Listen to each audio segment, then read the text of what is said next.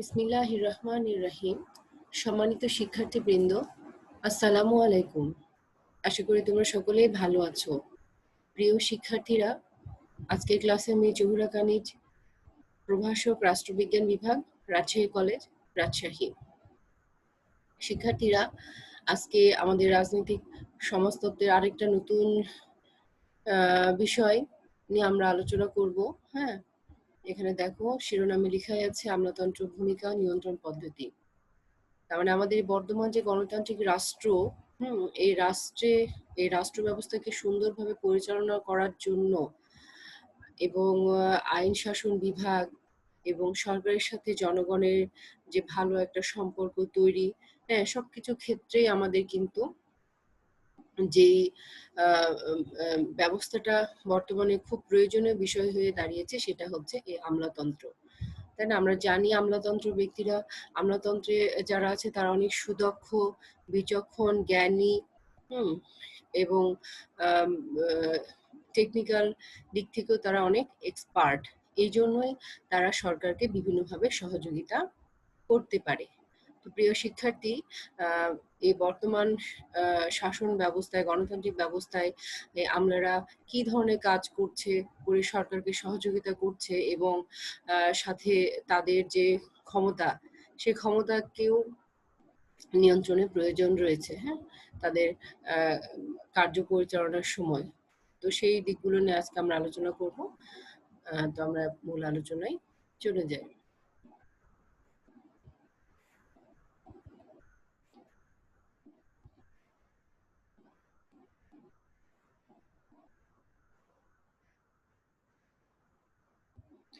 আমরা জানি এই যে আমলাতন্ত্রের কথা আমি একটু আগে বললাম, এটা আমরা জানি যে এটা একটা সার্বজনীন ধারণা, তাই না? গণতান্ত্রিক রাষ্ট্র মানে কি? বর্তমানে প্রায় পৃথিবীর সকল রাষ্ট্রই কিন্তু গণতান্ত্রিক রাষ্ট্রই, হ্যাঁ। তো এই আমলাতন্ত্র একটা কি হয়েছে, প্রত্যেকটা রাষ্ট্রের জন্য একটা অপরিহার্য প্রতিষ্ঠানে পরিণত হয়েছে। তবে বর্তমানে যে গণতান্ত্রিক ব্যবস্থায় এই যে একটু আগে বললাম সরকারের সাথে জনগণের ভালো সম্পর্ক, একটা রাষ্ট্রের সার্বিক উন্নতি, হ্যাঁ, সেটা রাজনৈতিক পরিবর্তন হোক, স্থিতিশীলতা, সবকিছু ক্ষেত্রেই কিন্তু এই যে এর গুরুত্ব দিন দিন কিন্তু আমলাতন্ত্রের গুরুত্ব দিন দিন কিন্তু বেড়েই চলেছে। তার মানে এর থেকে বোঝা যাচ্ছে এটা বর্তমান প্রেক্ষাপটে খুব গুরুত্বপূর্ণ একটা আলোচনার বিষয়, হ্যাঁ, যেটা আমরা জানবো এই আজকের আলোচনা থেকে। তো বর্তমান সমাজ ব্যবস্থায় যে সংগঠনগুলো আছে সেই সংগঠনগুলো কিন্তু জটিলতা সেটা সমাধানের ক্ষেত্রে হোক বা সে সংগঠনগুলো সরকারি বেসরকারি হোক, বড় হোক, সবকিছু ক্ষেত্রে কিন্তু এখানে আমলাতন্ত্র তাদের সুদক্ষতার মানে পরিচয় দিয়ে থাকে। এই জন্যই কিন্তু সে ব্যবস্থা সংগঠনগুলো আমলাতান্ত্রিক কিন্তু নির্ভরশীলতা সেখানে আমরা বেশি দেখতে পাই। তো বর্তমানে যে যতই আমলাতন্ত্র ভালোভাবে কাজ করুক, কিন্তু তারপরেও দেখা যাচ্ছে যে বিশেষ করে উন্নয়নশীল দেশগুলোতে আমলাতন্ত্রের কিন্তু নিয়ন্ত্রণহীনতারও কিছুটা পরিচয় তারা দিয়ে থাকে, যেটা গণতন্ত্রের জন্য কিন্তু সেটা আবার কি হচ্ছে, হুমকি হয়ে দাঁড়াচ্ছে, তাই না? কিন্তু তাই বলে এইটা যে শুধু হুমকি হয়ে দাঁড়াবে সেটা না। এই খারাপ সিচুয়েশনটাকে কাটিয়ে ওঠার জন্য এবং এই গণতান্ত্রিক ব্যবস্থাকে আরো ভালো অবস্থায় নিয়ে যাওয়ার জন্য কিন্তু অনেক বিশেষজ্ঞরা কি করছে, এই অনিয়ন্ত্রিত আমলাতন্ত্রের আবার নিয়ন্ত্রণের কিছু ব্যবস্থা বা সেই মানে ব্যবস্থার কথা তারা বলেছেন। এটা হচ্ছে বিষয়। তো আমরা জানি এই যে আমলাতন্ত্র নিয়ে কথা বলছি, হ্যাঁ, এই আমলাতন্ত্রের ধরন, আমলাতন্ত্রের ধারণ, আমলাতান্ত্রিক যে কার্যাবলী, এগুলো আমরা জানি প্রাচীনকাল থেকেই চলে আসছে। কিরকম যে প্রথম থেকে কোনো একটা কাজ যখনই শুরু হয়েছে সে কাজের একটা ধারাবাহিকতা ছিল, হ্যাঁ। তার মানে কি, সেখানেও একটা সংগঠন, সেখানেও পদসোপানের মতো উচ্চতর কর্মকর্তা, তার অধীনস্থ কর্মকর্তা, মানে সবকিছুই ছিল। তার মানে সেই ধরনের সেটা হয়তো সংক্ষিপ্ত পরিসরে ছিল, হ্যাঁ। সেটা হয়তো অনেক সহজ একটা ব্যবস্থা ছিল, কিন্তু ধীরে ধীরে এই ব্যবস্থাটা কি হচ্ছে, আরো বেশি এটাকে গুরুত্ব দিয়ে আরো সমৃদ্ধ করে গড়ে তোলা হচ্ছে। তার মানে সেই প্রাচীনকাল থেকে এই পর্যন্ত কিন্তু এই ব্যবস্থাটা চলে আসছে। কিন্তু হচ্ছে যে বর্তমানের মতো নিশ্চয়ই সেই আগের অবস্থাগুলো ছিল না, যেটা বর্তমানে ধীরে ধীরে আজ এই অবস্থায় এসে দাঁড়িয়েছে। তো এই প্রসঙ্গে আহ, হচ্ছে আহ, যে উৎপত্তিটা যে ঠিক আহ, কোন সময় থেকেই, হ্যাঁ, সেটা বলা হচ্ছে যে সঠিক ধারণাটা পাওয়া যায় না। তবে এই প্রসঙ্গে মার্কস আহ, তার মতে তিনি বলেছেন যে অষ্টাদশ শতাব্দীতে একজন ফরাসি মন্ত্রী কর্মরত সরকার, মানে যেটা গভর্নমেন্ট ইন অ্যাকশন, এই অর্থে ফরাসি শব্দ ব্যুরোক্রেটি ব্যবহার করেছেন। এই কথাটা একটু খেয়াল করো, তিনি কি বলেছেন যে অষ্টাদশ শতাব্দীতে ফরাসি মন্ত্রী কর্মরত সরকার গভর্নমেন্ট ইন অ্যাকশন এই অর্থে ফরাসি শব্দ কি ব্যুরোক্রেটি ব্যবহার করেছেন। তার মানে তখন থেকে বোঝা যাচ্ছে যে এই যে একটা ব্যবস্থা শুরু হয়েছে এরকম। এরপরে আমরা এর পরের স্লাইডের আলোচনায় এবার মূল আরেকটু আলোচনায়, গভীর আলোচনায় আমরা এবার যে দেখবো কি দেখাচ্ছে পরবর্তী স্লাইডে। দেখো আমলাতন্ত্র। এই আমলাতন্ত্রটা কি? এখানে আমলাতন্ত্রের দুইটা পার্ট দেখা যাচ্ছে, তাই না? ব্যুরোক্রেসি বলা হচ্ছে শব্দটা ফরাসি শব্দ ব্যুরো এবং ক্রাচেইন, যেটা গ্রিক শব্দ থেকে উৎপত্তি হয়েছে। শব্দ দুটোর অর্থ বলা হচ্ছে ডেস্ক এবং রুল। তার মানে ব্যুৎপত্তিগত যে বিষয়টা, সেখান থেকে আমলাতন্ত্রের অর্থ দাঁড়াচ্ছে ডেস্ক গভর্নমেন্ট বা দপ্তর সরকার। বিষয়টা খেয়াল করে দেখো, এটার অর্থ দাঁড়াচ্ছে দপ্তর সরকার। অর্থাৎ আক্ষরিক অর্থের ক্ষেত্রে যখন খেয়াল করা হবে তখন দেখা যাচ্ছে যে পরস্পর সংশ্লিষ্ট বিভিন্ন দপ্তরের সমন্বয়ে, মানে যেটা সৃষ্টি, মানে তৈরি করা হচ্ছে এরকম বিষয়টা, যে সরকারি ব্যবস্থা, সরকারি প্রশাসন ব্যবস্থা। আবার আমি বলছি, খেয়াল করো, যে আক্ষরিক অর্থে পরস্পর সংশ্লিষ্ট বিভিন্ন দপ্তরের সমন্বয়ে তৈরি, বলবো যে সরকারি প্রশাসন ব্যবস্থা এবং সরকারি কর্মকর্তা কর্মচারীদের সমন্বিত রূপই হলো আমলাতন্ত্র। এটা হচ্ছে আমলাতন্ত্রের একটা বিষয় গেল। হ্যাঁ, তবে সত্যিকার অর্থে আমলাতন্ত্র সম্পর্কে বলা হচ্ছে কোনো আলোচনায় সঠিক হবে না যতক্ষণ না আমরা এটাকে বিখ্যাত, সুবিখ্যাতই বলবো, সুবিখ্যাত জার্মান দার্শনিক ম্যাক্স ওয়েবারের ধারণার সঙ্গে আমরা এটাকে সম্পর্কিত করব, মানে সাথে সম্পর্ক যুক্ত করে মানে এটাকে আলোচনা করব। ততক্ষণ পর্যন্ত কিন্তু এটা আমাদের জন্য ফলপ্রসূ হবে না।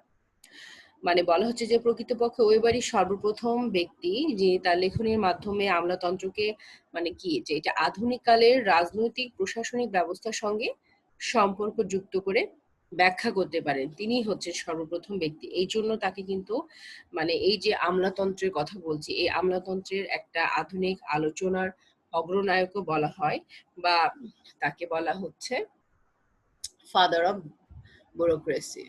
তো ম্যাক্স ওয়েবারের একটা বিখ্যাত বই আছে এসএসএন সোসিওলজি, যেটা থেকে ম্যাক্স ওয়েবার এই যে আমলাতন্ত্রের বিষয়ে সঠিক খুব সুন্দরভাবে ধারণা দিয়েছেন, উপস্থাপন করেছেন।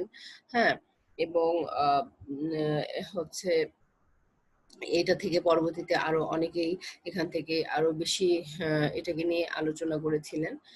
তো তার এটা একটা বিখ্যাত বই।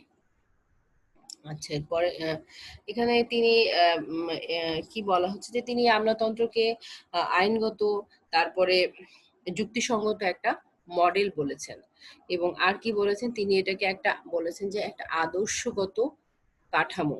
ঠিক আছে, মানে এখানে আরেকটা জিনিস বলা হয় যে যখন থেকে আমরা জানি শিল্প বিপ্লব সম্পর্কে, তাই না? শিল্প বিপ্লবের প্রথম দিকে যখন ব্যবস্থাপনা পদ্ধতি মানে শুরু হয়েছিল, কিন্তু সেখানে দেখা যায় যে তার মধ্যে একসময় স্বজনপ্রীতি, তারপরে আবেগ প্রবণের যে একটা মানসিকতা, খামখেয়ালি, নির্মমতা, এই বিষয়গুলো মানে বিভিন্ন ক্ষেত্রে আহ, দেখা যায়, যেটার জন্য এরই একটা, মানে কি বলবো, এটা প্রতিক্রিয়া। এই প্রতিক্রিয়ার ফল হিসেবেই কিন্তু পরবর্তীতে এই ম্যাক্স ওয়েবার আমলাতন্ত্রকে একটা আদর্শগত কাঠামো রূপে দাঁড় করিয়ে সেটার ব্যাখ্যা তিনি করতে পেরেছিলেন। তবে যে ওইবার যে আমলাতন্ত্রের কথা বলেছেন, এই আমলাতন্ত্রের কোনো নির্দিষ্ট তিনি সংজ্ঞা দেননি। হ্যাঁ, বরং তিনি এটাকে মানে ৩ টা প্রধান বৈশিষ্ট্যের সঙ্গে সংযুক্ত করে ব্যাখ্যা করেছেন। এখন আমরা দেখব যে এই ৩ টা বৈশিষ্ট্য কি? যে প্রথমত যে আমলাতান্ত্রিক সংস্থা বা সংগঠনের উদ্দেশ্য অর্জনের মানে প্রথম যে বৈশিষ্ট্যটা খেয়াল করে দেখো, শিক্ষার্থীরা যে প্রথমত বলা হচ্ছে বলতে ম্যাক্স ওয়েবার বলেছেন যে আহ, আমলাতান্ত্রিক সংস্থা বা সংগঠনের উদ্দেশ্য অর্জনের নিমিত্তে প্রয়োজনীয় নিয়মিত কার্যাবলীকে অফিসের দৈনন্দিন কর্তব্যরূপে নির্দিষ্ট করে রচনা করা, এটা একটা। দ্বিতীয় ক্ষেত্রে তিনি বলেছেন যে উক্ত দায়িত্ব পালনের জন্য প্রয়োজনীয় নির্দেশ প্রদানের কর্তৃত্ব স্থায়ীভাবে বন্টন করা এবং এইভাবে বন্টিত ক্ষমতা এক একজন কর্মচারীর উপর ন্যস্ত করা। তার মানে প্রয়োজনে যে কর্তৃত্ব ভাগ করে দেওয়া হয় সেটা আবার এক এক কর্মচারীর উপর ন্যস্ত করা হচ্ছে। এবং তৃতীয়ত কি, নিয়মিত এবং অব্যাহতভাবে এই সমস্ত দায়িত্ব পালন ও সংশ্লিষ্ট অধিকার কার্যকর নিমিত্ত পদ্ধতি বিধি প্রণয়ন এবং কার্যের জন্য যোগ্য ব্যক্তিদের নিয়োগ করা। তার মানে শুধু দায়িত্ব পালনের অধিকারের কথা বলা হয়নি, এবং এগুলো যাতে যোগ্য ব্যক্তিদের এগুলো এইসব কাজের জন্য যাতে যোগ্য ব্যক্তিদের নিয়োগ করা হয় তিনি সেই কথাও বলেছেন। ঠিক আছে, তার এই বৈশিষ্ট্যগুলো থেকে আমরা অনেক কিছু বুঝতে পারলাম। এরপরে আমরা যাই আমলাতন্ত্র। আমলাতন্ত্রের সংজ্ঞা বিভিন্ন যে বিশিষ্টজনদের মতে আমরা দেখব আমলাতন্ত্র কি। ফিফনার এবং প্রেস্থাস কি বলেছেন? তারা বলেছেন যে আমলাতন্ত্র হচ্ছে দায়িত্ব ও ব্যক্তির এমন এক সুবিন্যস্ত সংগঠন যা সংঘবদ্ধ অভীষ্ট সাধনে সবচেয়ে কার্যকরী বলে প্রমাণিত হতে পারে, তাই না? তার মানে এটা দায়িত্ব ও ব্যক্তির এমন এক সুবিন্যস্ত সংগঠন, এটাকে গড়ে তোলা হয় এভাবে যা তাদের লক্ষ্য পূরণের জন্য সবচেয়ে বেশি মানে এটা কার্যকর, এরকম একটা ব্যবস্থা। আচ্ছা, ফলে এইচ অ্যাবলেবি কি বলেন দেখো, যে আমলাতন্ত্র অসংখ্য ব্যক্তিবর্গের মাধ্যমেও জটিল শর্তে সুশৃঙ্খল ভাবে পরস্পর একত্রিত হওয়াকে বোঝায়। এটাও খুব সুন্দর একটা সংজ্ঞা। আচ্ছা, এই ক্ষেত্রে আমরা যে সংজ্ঞাগুলো পেলাম সেখান থেকে বোঝা যাচ্ছে যে আমলাতন্ত্র যারা কাজ করে, হ্যাঁ, যাদের আমলাদের যে সমন্বিত রূপটাই কিন্তু আমলাতন্ত্র। তো এখানে তারা যে দক্ষ, তারা যে যোগ্য, এই জন্য তাদের কিছু বৈশিষ্ট্য রয়েছে। আমি অল্প কয়েকটা বৈশিষ্ট্যের কথা বলি। সেটা বলা হচ্ছে যে আহ এখানে বলা হচ্ছে যে ম্যাক্স ওয়েবারের মতে যে আমলাতান্ত্রিক সংগঠন নিয়োগ নীতির দ্বারা পরিচালিত হয়। এতে আমলারা ঊর্ধ্বতন কর্তৃপক্ষের দ্বারা নিযুক্ত হন। হ্যাঁ, কর্মকর্তা কর্মচারীগণ লিখিত চুক্তি শর্তের মাধ্যমে নিয়োগ লাভ করেন। বেতন ভাতার ক্ষেত্রে বলা হচ্ছে যে আমলাতান্ত্রিক সংগঠনে আমলাদের পদমর্যাদা অনুযায়ী বেতন ভাতা নির্ধারিত হয়। হ্যাঁ, এখানে কর্মচারীবৃন্দ অর্থের মাধ্যমে নির্দিষ্ট ভাতা লাভ করে থাকেন এবং অধিকাংশ ক্ষেত্রে তারা পেনশন পেয়েও থাকেন। পদমর্যাদার ক্ষেত্রে বলা হচ্ছে ম্যাক্সওয়েবের মতে নিজস্ব পেশা অনুযায়ী প্রাপ্ত প্রশিক্ষণ, সংগঠনের প্রদর্শিত যে কর্তৃত্ব আছে সেটার উপর ভিত্তি করে তাদের পদমর্যাদা দেয়া হয়। পদোন্নতি, এখানে পদোন্নতিটা জ্যেষ্ঠতা, দক্ষতা, মেধার উপর ভিত্তি করে কখনো কখনো দেখা যায় যে উভয় নীতির বা উভয় বিষয়ের উপর ভিত্তি করে তাদের দেয়া হয়। এখানে নৈর্ব্যক্তিক আদেশ আনুগত্য থাকে, যার ফলে একজন ঊর্ধ্বতন কর্মকর্তা তার অধীনস্থ কর্মচারীদের আদেশ দেন, হ্যাঁ, এবং তাদের আনুগত্য লাভ করেন। এইগুলা তাদের আমলাতান্ত্রিক যে ব্যবস্থাপনা, এখানে কর্মচারীদের মধ্যে একটা আনুষ্ঠানিক সম্পর্ক, হ্যাঁ, এখানে থাকে তাদের মধ্যে। এই বিষয়গুলো আমরা আমলাতন্ত্রের মধ্যে বা বৈশিষ্ট্যের মধ্যে দেখতে পাই। তো এরপরে হচ্ছে আমরা দেখবো যে আমাদের বলা মানে বললাম যে আমলাতন্ত্রের যে বিষয়টা তার কাজগুলা কি। হ্যাঁ, আমলাতন্ত্রের ভূমিকা, এখানে আমলাতন্ত্রের ভূমিকার ক্ষেত্রে বলা হচ্ছে যে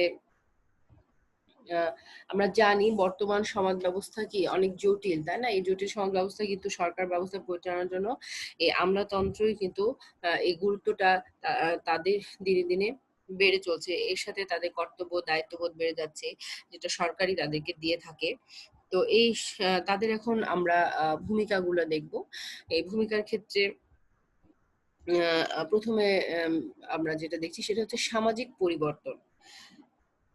তো এই সামাজিক পরিবর্তনের ক্ষেত্রে তাদের অনেক অবদান আছে। যুগের সাথে তাল মিলিয়ে যখন একটা সমাজ ব্যবস্থা যে পরিবর্তন আসে বা বিভিন্ন বিষয়ের সাথে খাপ খাইয়ে যে চলা, হ্যাঁ? এখানে কিন্তু এই আমলারাই কিন্তু মুখ্য ভূমিকা পালন করে। ঠিক আছে?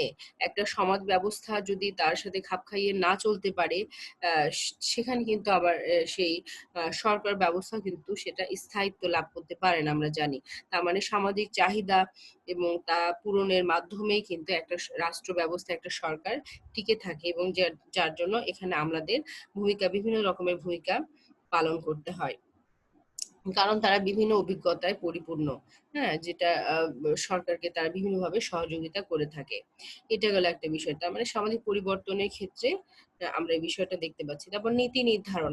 আমলাতন্ত্র সরকারের নীতি নির্ধারণের সময় অনেক দায়িত্ব পালন করে থাকে, যে সেটা নীতি নির্ধারণ কাজ আমরা কি জানি যে রাজনৈতিক প্রশাসক বা আইনসভার হলেও কিন্তু বিশেষজ্ঞদের উপরে তাদেরকে নির্ভর করতে হয়।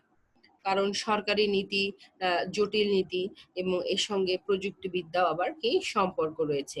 তো এই জটিল বিষয়ের জন্য বিশেষ জ্ঞান কিন্তু দরকার, যেটা আমলাতন্ত্রের আছে। এই জন্য তারা এখানে বিভিন্ন রকমের ভূমিকা পালন করে থাকে। এরপর আমরা দেখব আইন প্রণয়ন। আইন প্রণয়নের ক্ষেত্রে আমলাতন্ত্র ভূমিকা পালন করে। যেমন আইনসভায় উপস্থিত যে খসড়া বিলের বেশিরভাগটাই কিন্তু আমলারা প্রস্তুত করে দেন, হ্যাঁ? সরকারি কার্য পরিচালনার জন্য যে আইনসভাকে যে প্রশাসনিক ক্ষেত্রে দক্ষ কর্মচারীর উপরে এই জন্য নির্ভর করতে হয়।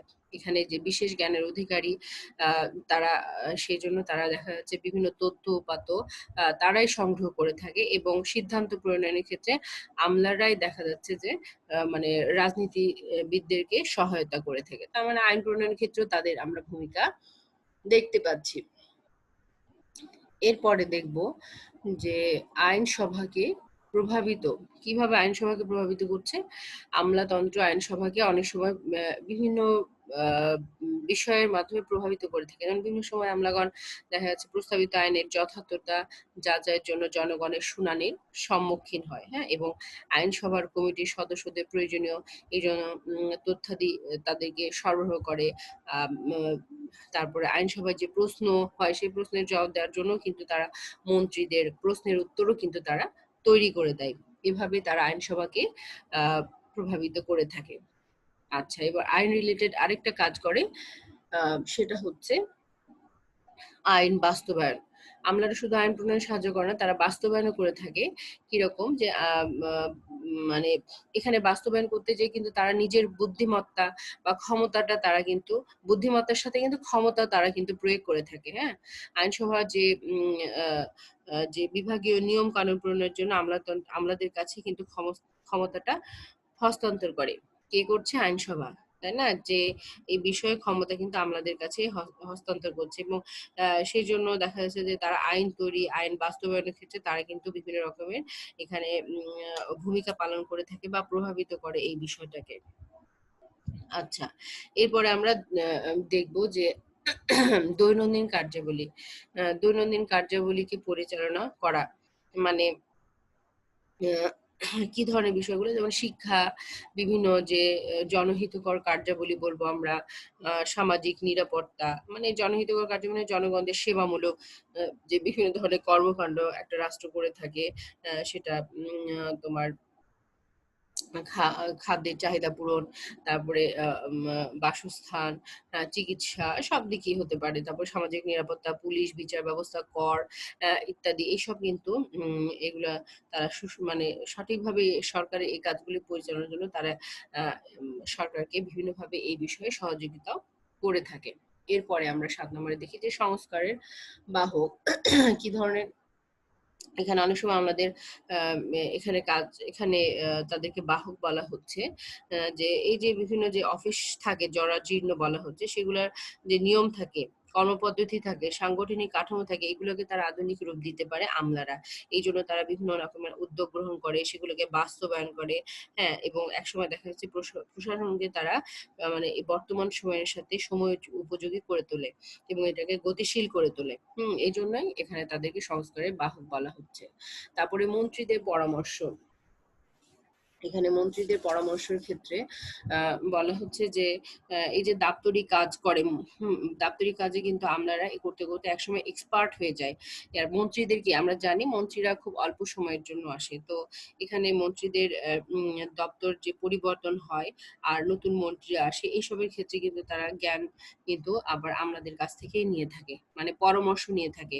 এই জন্য এখানে মন্ত্রীদের সহযোগিতা তারা করে। তারপর বলা হচ্ছে সরকারের আহ রুটিন মাফিক কাজ। সরকারের রুটিন মাফিক কাজ কি? যে এই যে শিক্ষা, কল্যাণমূলক কাজ, সামাজিক নিরাপত্তা, বিভিন্ন যে বিষয়গুলো সরকার কাজ করার জন্য হাতে নেয়, কিভাবে, কবে, কোন দিন, কোন সময়, কোন সময়ের মধ্যে কাজগুলো করবে, এখানে কিন্তু আমলাতন্ত্র অনেক গুরুত্বপূর্ণ একটা দায়িত্ব পালন করে সরকারের কাজগুলোকে সহজ করে দেয়। তারপরে কারিগরি গবেষণা উন্নয়নমূলক কাজ, তার মানে কি বর্তমান যে সময়টা, এই সময়ে কিন্তু আহ উম, আপনারা কি করছে, বিভিন্ন রকম উন্নয়নমূলক কাজে অংশগ্রহণ করছে। উন্নয়নমূলক কাজ মানে কি, তারা দেশে বিদেশে বিভিন্ন সেমিনার, ওয়ার্কশপ, সিম্পোজিয়াম এগুলো অংশগ্রহণ করে গবেষণা করে থাকে। হ্যাঁ, এবং বিভিন্ন রকমের উন্নয়নমূলক কাজ করে এই বিষয়গুলোকে কেন্দ্র করে, বা এই বিষয়গুলো থেকে তথ্য নিয়ে। এবং দেখা যাচ্ছে যে তারা এই কাজগুলি থেকে সরকার এবং জনগণের মধ্যে ভালো একটা সম্পর্ক তৈরি করার চেষ্টা করে, আহ, এরকম বিষয়টা। তারপরে হচ্ছে বিভিন্ন স্বার্থ গোষ্ঠীর মধ্যে মধ্যস্থতা করা। একটা রাষ্ট্রে কিন্তু আমরা জানি যে বিভিন্ন ধরনের স্বার্থ গোষ্ঠী থাকে। সেই স্বার্থ গোষ্ঠীকে তাদের স্বার্থ পূরণ করে কিন্তু সরকারকে তার নিজ দায়িত্ব পালন করতে হয়। এই বিষয়টা অনেক কঠিন। তো এই ক্ষেত্রেও কিন্তু আমলাতন্ত্র গুরুত্বপূর্ণ ভূমিকা পালন করে তাদের কাজগুলি সহজ করে দেয়। স্বার্থগোষ্ঠী যখন দেখা যাচ্ছে যে সরকার বিভিন্ন কাজকর্ম তাদের নিজেদের অনুকূলে নেওয়ার চেষ্টা করে, তখন কিন্তু আমলাতন্ত্র তাদের বুদ্ধি খাটিয়ে কিন্তু সরকার আর এই গোষ্ঠীর মধ্যে একটা সমন্বয় সাধনের চেষ্টা করে। তারপর শাসন কাজের ধারাবাহিকতা রক্ষা। শাসন কাজ বলতে আমরা কি বুঝি, গণতান্ত্রিক রাষ্ট্রে যে নির্বাচন, তাই না, যে নতুন সরকার আসবে, পুরাতন সরকার বিদায় নিবে, যে পালা বদল, এখানেও কিন্তু আমলাতন্ত্র কাজ করে। তারপরে সংসদীয় সরকার ব্যবস্থার ভূমিকা পালন। সংসদীয় সরকার ব্যবস্থা মানে কি, দায়িত্বশীল সরকার ব্যবস্থা। এই সরকার ব্যবস্থা কি হয়, মানে যে মন্ত্রী পরিষদ জনসাধারণের নিকট জবাবদিহি করতে বাধ্য থাকে।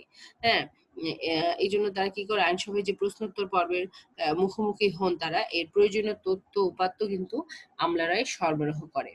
আর সরকার জনসাধারণের মাঝে সংযোগ স্থাপন, আমরা একটু আগে বলেছি যে আমলারা সরকার এবং জনসাধারণের মধ্যে বিভিন্ন বিষয়কে কেন্দ্র করে তাদের জনসাধারণের অভিযোগ, চাহিদা সরকারকে জানায়। সরকার তাদের জন্য কি ধরনের ব্যবস্থা করছে, এই যে এই নিয়ে একটা ভালো একটা সম্পর্ক, এটা কিন্তু সংযোগ, যোগাযোগ বলা, ভালো একটা সম্পর্ক কিন্তু আমলারাই তৈরি করে। আচ্ছা, আধুনিকীকরণের বাহন। আমরা প্রত্যেকটা ক্ষেত্রে কিন্তু দেখে আসলাম যে প্রত্যেকটা স্টেপে কিন্তু আমলারা অনেক গুরুত্বপূর্ণ দায়িত্ব পালন করছে, তাদের মেধা দিয়ে, তাদের জ্ঞান দিয়ে। হ্যাঁ, কিভাবে তাদের এই ব্যবস্থাটাকে হচ্ছে যে বর্তমান প্রেক্ষাপটের সাথে, বর্তমান পরিস্থিতির সাথে অ্যাডজাস্ট করে সরকার ব্যবস্থাটাকে পরিচালনা করা যায়। হ্যাঁ, এই জন্য হচ্ছে যে প্রশাসনকে যে আধুনিক করা দরকার, সেই আধুনিকীকরণের ক্ষেত্রে তারা কার্যকর কি পদক্ষেপ নেয়, হ্যাঁ, যাতে সময়ের সাথে তাল মিলিয়ে আধুনিক প্রশাসন তারা গড়ে তুলতে পারে। এই জন্য তাদেরকে আধুনিকীকরণের বাহন বলা হয়। তো প্রিয় শিক্ষার্থীরা, আমরা অনেকগুলি কাজ আমরা হচ্ছে যে দেখলাম যে আমলাতন্ত্র একটা রাষ্ট্র পরিচালনার ক্ষেত্রে সরকারকে কতভাবে সহযোগিতা করে থাকে। কিন্তু মূল বিষয় শুধু এইটাই না, আমরা জানি যে আধুনিক যে সমাজ ব্যবস্থা, এটা জটিলতায় পরিপূর্ণ, এবং এই জন্য তারা এখানে কাজ করছে। তবে কাজ করতে যে দেখা যায় যে অনেক সময় তাদেরকে যে ক্ষমতার দায়িত্ব দেওয়া হয়, এটার কিন্তু অপব্যবহারও হয়। হ্যাঁ, তার মানে আমলারা নিজের নিয়ন্ত্রণে তখন থাকে না, অনেক সময় ক্ষমতার চর্চা করতে যেয়ে তারা নিয়ন্ত্রণ তাদের যে একটা সীমারেখা থাকে, সেটার বাইরেও তারা ক্ষমতার চর্চা করে, যেটা বলা হয়। হুম তো এই জন্য বলা হচ্ছে আমলাদের নিয়ন্ত্রণ করা প্রয়োজন। তো এখানে রিচার্ড ক্রসম্যানের একটা কথা বলা হচ্ছে, যে তিনি বলেন যে অনিয়ন্ত্রিত আমলাতন্ত্র কিন্তু গণতন্ত্রের জন্য ভয়াবহ। তার মানে বোঝাই যাচ্ছে যে তাদেরকে নিয়ন্ত্রণ করা কতটা দরকার। আমরা জানি ক্ষমতা প্রতিপত্তি কিন্তু আরো ক্ষমতার মানে লাভ করার যে উৎসাহ বলা, সেটাই যোগায়, মানে ক্ষমতা, আরো ক্ষমতা দরকার, এইরকম বিষয়টা। তো ক্ষমতা যাতে অপব্যবহার না হয় সেজন্য তো আমরা জানি যে আমলাতন্ত্রকে নিয়োগ করা হয়েছে, তাই না? কিন্তু এই আমলাতন্ত্রে এই জন্য ক্ষমতার অপব্যবহার করলে তাদেরকে মূল কথা সরকারের কাছে জবাবদিহি করতে তারা বাধ্য থাকবে। তো এখন আমরা বাধ্য থাকবে মানে কি, তারা সঠিকভাবে কাজ না করলে তাদের কিন্তু শাস্তির ব্যবস্থাও এখানে শাস্তির ব্যবস্থা সরকার কিন্তু করে রেখেছে। তার মানে হচ্ছে যে মোট কথা যে তারা কিন্তু নিজের ইচ্ছা মতো কাজ করবে, কিন্তু একদম নিজের খেয়াল খুশি মতো কিন্তু তারা কাজ করতে পারবে না। তাদেরকে তাদের কাজের জন্য ব্যাখ্যা দিতে হবে। তারা তাদের নিয়ম লঙ্ঘন করছে কিনা সে তার জবাবদিহি করতে হবে, এবং যদি করেও থাকে তার মানে তাদেরকে শাস্তি ভোগ করতে হচ্ছে। আর তাদের এই নিয়ন্ত্রণগুলোকে আমলাতান্ত্রিক নিয়ন্ত্রণ বা প্রশাসনিক জবাবদিহিতা বলে। তো এইটা আমরা দেখবো যে কি ধরনের নিয়ন্ত্রণটা, আমি খুব অল্প পরিসরে তোমাদের সাথে আলোচনা করব যেহেতু আমাদের হাতে সময় কম।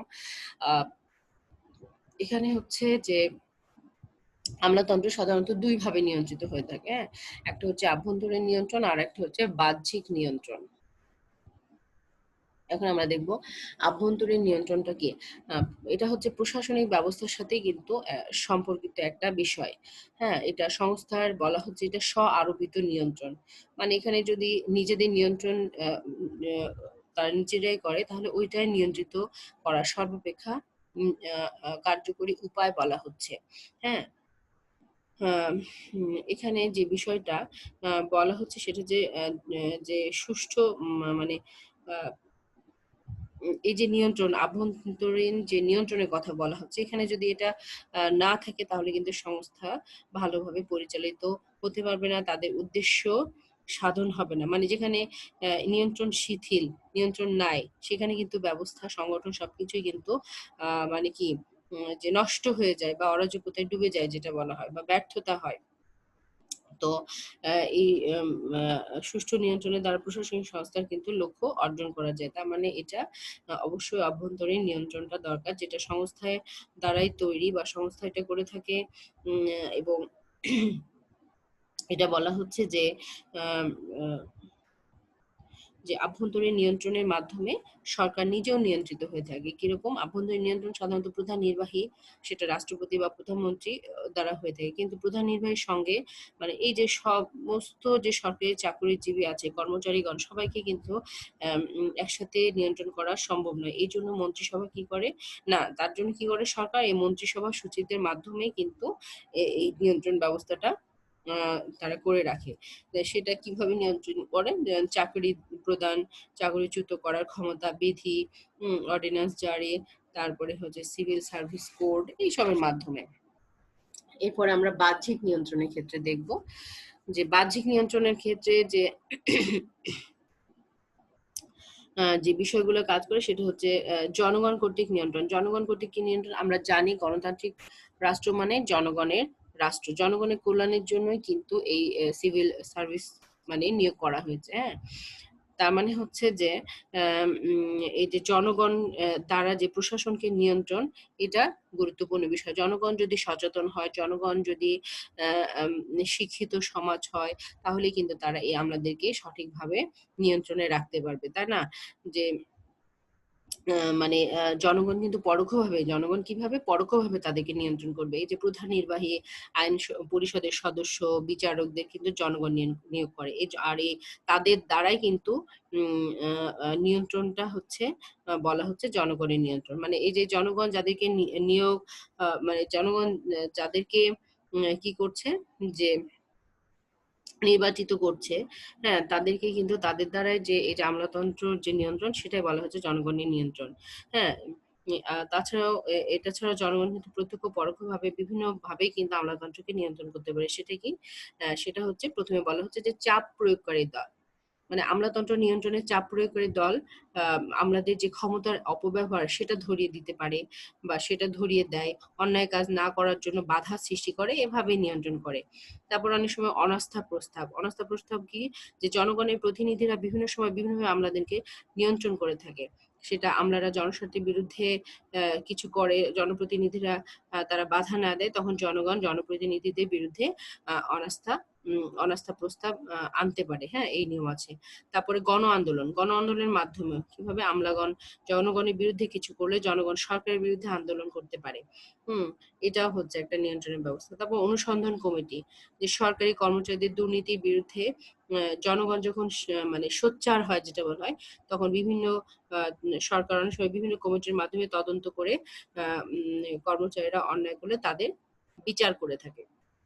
তারপরে বর্তমান সময়ে খুবই গুরুত্বপূর্ণ একটা মাধ্যম, সেটা হচ্ছে পত্র-পত্রিকা। এই পত্র-পত্রিকাতে আমাদের দুর্নীতি সম্পর্কে জনগণ তাদের অপরাধটা যখন আ চলে আসে তখন কিন্তু তারা জানতেও পারে, আবার বিভিন্ন এই মাধ্যমে তারা এটা প্রকাশ করেও থাকে। এভাবেই নিয়ন্ত্রণ। তারপরে বলা হচ্ছে যে আইনসভা কর্তৃক নিয়ন্ত্রণ একটা, যে আইনসভা কর্তৃক যে আইনসভা হচ্ছে সকল প্রশাসনিক কর্তৃত্বের মুখ্য নিয়ন্ত্রক বলা হয়। তো মন্ত্রিপরিষদের মাধ্যমে কিন্তু এই আইন পরিষদ শাসনের প্রকৃতি, পরিধি, নীতিমালা সবকিছু কিন্তু নির্ধারণ, নিয়ন্ত্রণ করে থাকে। সাথে কিন্তু কি হয়, আইনসভাও উক্ত নীতিমালা বাস্তবায়নে কিন্তু আমলাদের উপর পরিদর্শন, পরিচালনার কর্তৃত্বটা কিন্তু তারা আবার ভোগ করে।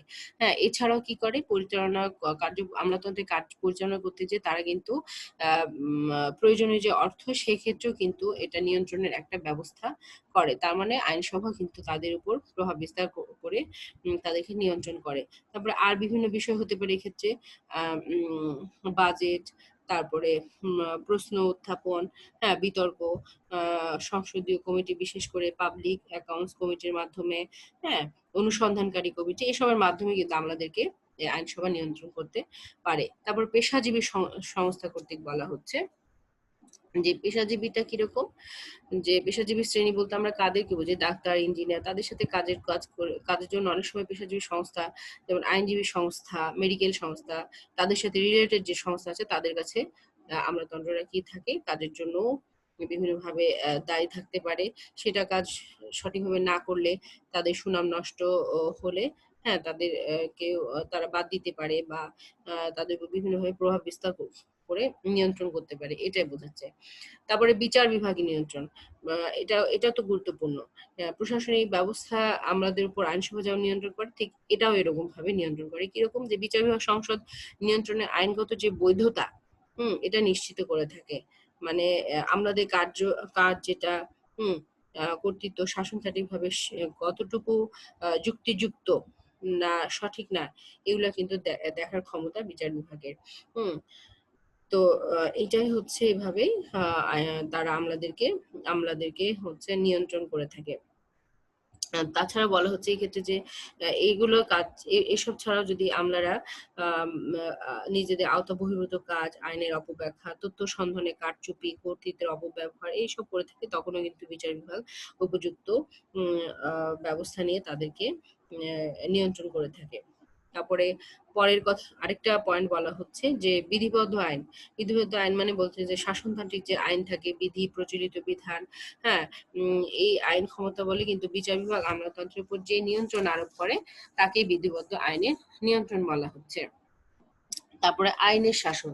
এখানে আইনের শাসন বলতে বোঝাচ্ছে যে আইনের শাসন মানে কি, আইনের শাসনের মাধ্যমে বিচার বিভাগ আমলাদের নিয়ন্ত্রণ করে থাকে। কিরকম, আইনের শাসনের সাধারণ অর্থ হলো আইনের চোখে সবাই সমান। এই এখানে যদি যখন আইনের অপব্যবহার হয়, তখন বিচার বিভাগ কি করে, আইনের শাসন প্রতিষ্ঠা করে এই আমলাদেরকে নিয়ন্ত্রণ করে। তারপর প্রশাসনিক আইন, এখানে বলা হচ্ছে যে প্রচলিত আইন ছাড়া যে প্রশাসনিক আইন আছে, হ্যাঁ, যার মাধ্যমে আমাদেরকে কিন্তু এখানে নিয়ন্ত্রণ করা হয়। মানে বিভাগীয় প্রশাসনিক সংস্থার কার্য পরিচালনার জন্য যে বিভাগীয় কর্তৃপক্ষ দ্বারা যে সকল যে আইন মানে তৈরি করা হয় বা ঘোষণা করা হয় বা কার্যকর করা হয়, তাকে প্রশাসনিক আইন বলে। তো এর মাধ্যমেও কিন্তু যে বিচার ব্যবস্থা আছে, সেটা দ্বারা আমাদেরকে নিয়ন্ত্রণ করা হয়।